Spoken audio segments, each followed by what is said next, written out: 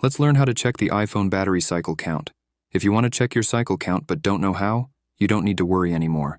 After watching this video, you will know how to do it. The first thing you need to do is open a web browser. Once you've opened the web browser, type power util shortcut into the search bar. When you've done that, a page will open where you need to click on the first link. After clicking on that link, a page with several options will open. On that page, click the blue Add to Shortcuts button. Once you've clicked that, a page in the Shortcuts app will open, where you need to click the Add Shortcut option at the bottom of the page. After clicking that, the home page of the Shortcuts app will open.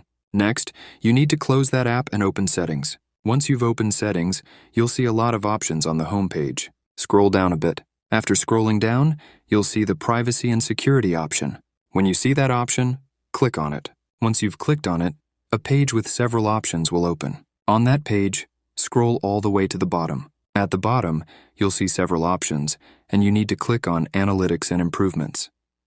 When you click on that, a page with more options will open. On that page, click on Analytics Data at the top of the page. When you click that, a page with a list of analytics will open. Click on the analytic with today's date. Once you've clicked on that analytic, a page with a lot of unnecessary information will open.